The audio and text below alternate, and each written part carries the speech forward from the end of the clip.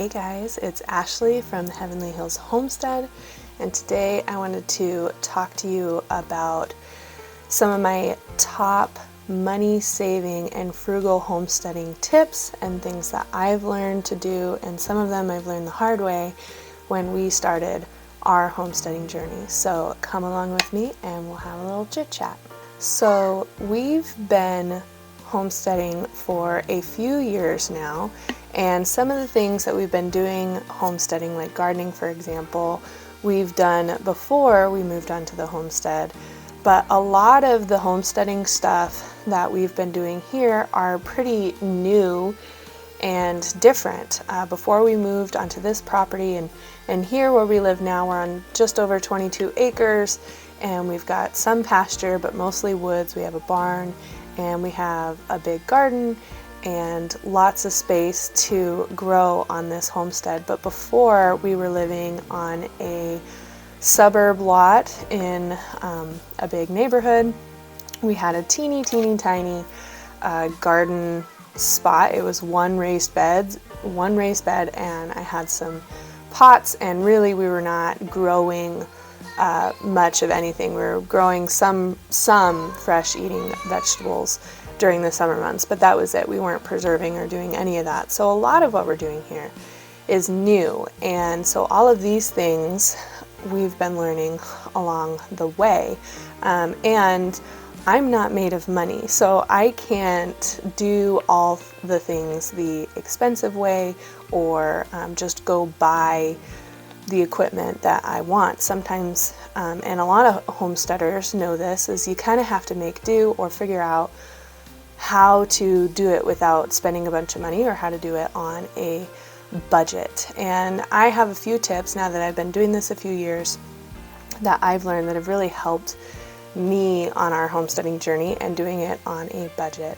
And the number one thing that I've learned is waste not, want not. You can reuse and recycle a lot of things on your own. They don't have to go just straight in the trash after you've used them. So one example is right now I've got some garden starts going, and I'll show you that in a little bit. But I start my garden starts by using salad containers. If you go to the store and you can get those plastic tubs of salad, and in the winter that's great. You eat your salad because it's hard to grow fresh greens if you don't have a greenhouse or you don't have like a sprouting system or anything like that. So you can get those plastic tubs of salad and you just eat it and you save them. And when it's time to start your seeds, you can put some soil on the bottom, spread your seeds in there, close the top, and it creates like the perfect little greenhouse system. And you just have a seed starting container without having to spend $10 to get the flat at Ace Hardware or wherever you're getting them. Now granted, I still have some of those because I work my starts up with our growing season. It's so short that I really want my plants to be ready to go and about to fruit almost by the time they go in the garden. So I start in those containers and then I work up bigger. But you can reuse things like that. Another thing that we do in gardening is we will reuse like plastic red Solo cups. And I have a set that I've used twice now. And I put my starts in there when they get big enough to go in there, and we just wash them and reuse them for the next year. And they're perfect for garden starts and for a bigger pot than those little tiny ones. So things like salad containers, little plastic tubs that you get like mushrooms in, or even like storage tubs that maybe you're not using anymore, or maybe they're a little bit broken, those like Tupperware tubs or storage tubs or anything like that. You can reuse those and save money that way. Another way that we save money on the homestead is by composting.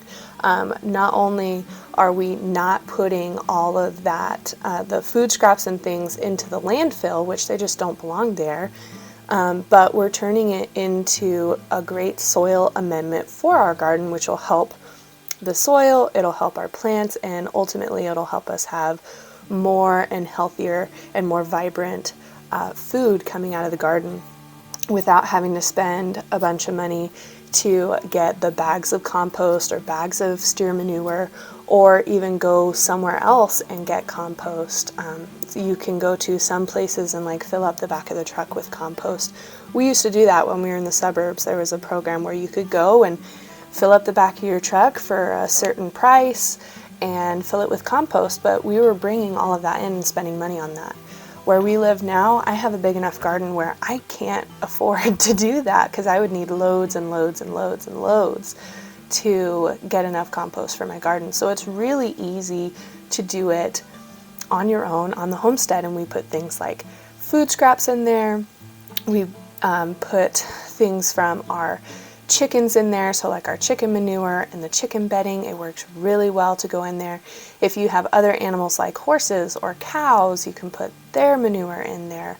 You can put eggshells, you can put all kinds of things, lawn clippings, leaves, all of that, and it breaks down naturally into a great amendment for the soil. And it's free when you do it at home. We even have a compost center set up on our property where it's just a couple of pallets that we had laying around. We've basically made a box and we just dump all the composty things in there and let it sit and let it do its compost stuff, and turn it every now and again. But it was completely free and it produces compost for us. So that is a great way to save some money and be frugal on the homestead. Another thing that you are going to need to learn, and I had to learn a little bit the hard way, is when you're homesteading and you're trying to do it frugally, you have to learn when to spend the money and when to try to make do with what you have or try to save money. There are certain projects that you want to spend the big bucks on. You want to spend that extra cash to get the proper equipment so it doesn't break or it lasts longer or whatever the situation is. And there are certain projects where you really don't need the fancy pants equipment, or you really don't need the fancy pants setup, and you can make do with something more simple. Another example would be, again, in our garden. We have about 2,000 square feet of garden space. It's quite large. And originally we thought, well, maybe we'll do raised beds in this garden. That will help on the weeding and that'll help on our backs while we're weeding.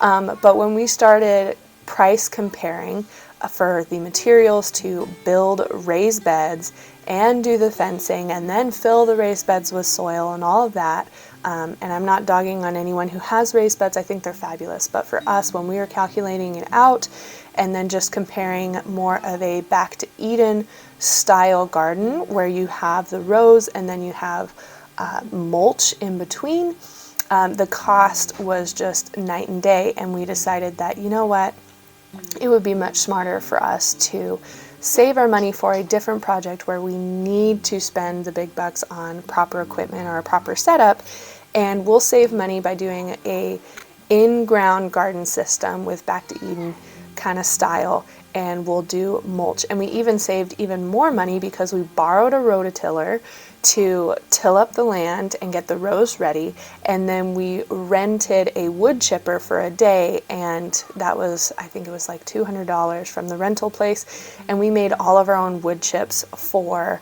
the mulch on the ground. And all in all, it was maybe $200 for the rental. It was about $200 to make that garden space, and then we spent maybe another $200 on fencing, and then whatever I spent on seeds. And it would have been several $1,000s to do the raised beds, plus the fencing, plus the soil and all of that.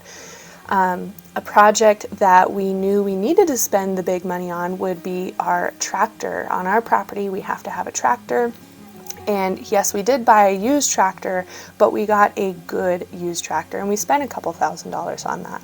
You can't skimp on something like that.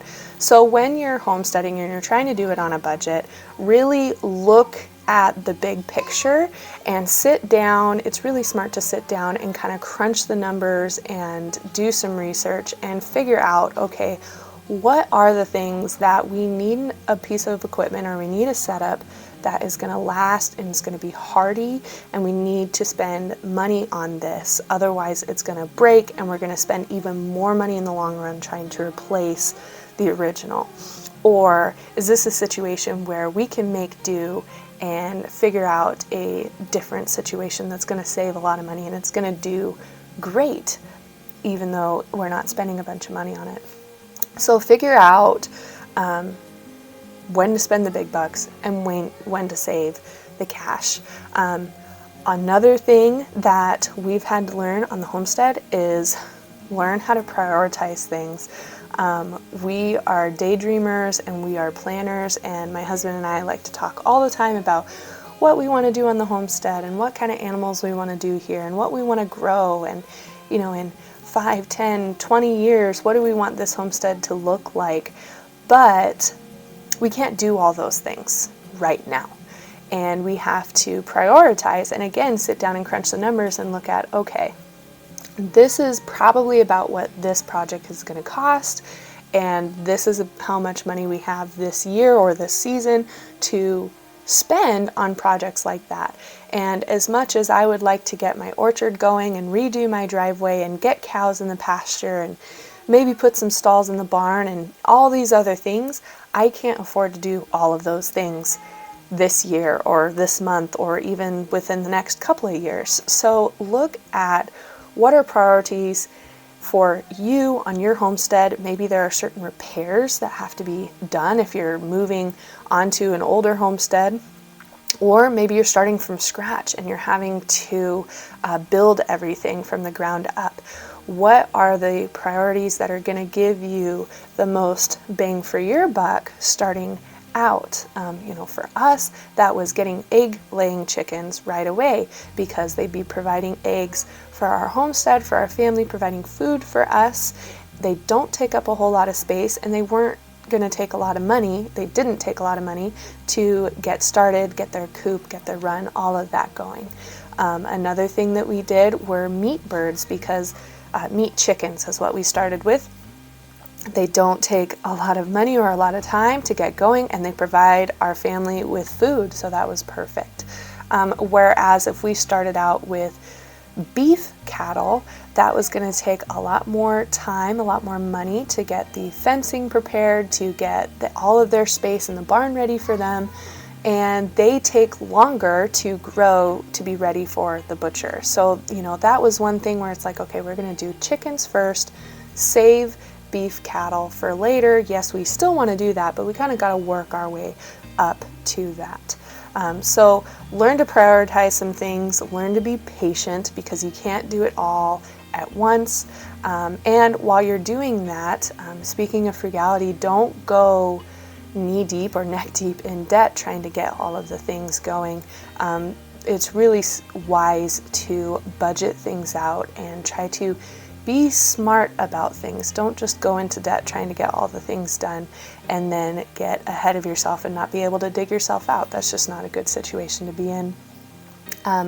Another thing that I have learned about to try to produce the most that we can on our homestead is don't just think of growing or harvesting in one spot, like a square space of just flat. For example, if you have 1 acre of land and you want to grow tomatoes, you're only going to get 1 acre of tomatoes. Whereas if you start to grow up instead of just out, you're going to be able to harvest more. So when you're doing things, and you learn this in permaculture, is you can really, really utilize that, say, 1 acre of space by not only growing in that 1 acre, but start growing up. So you can do tomatoes and basil and plant some trees and do all the sorts of different things. I'm learning a lot more of that when I'm learning about permaculture and all of that, and producing the most I can with the space that I have. Even though I have 22 acres, which is a lot of space, it's not a flat 22 acres, and it's not all a usable 22 acres. It's mostly wooded, and we want to keep it mostly wooded for the wildlife and also just for our own benefit of the view, and it's just beautiful out here. So even though I have 22 acres, it's not 22 acres of vegetable garden, and it's not 22 acres of a cattle ranch either. It's a little bit of space here, a little bit of space there, a little bit of space there. So learn to utilize and fully maximize the space that you have by growing out and up, and utilizing, really milking it for all it's got, all it has. So yeah, those are a couple of my frugal homesteading tips.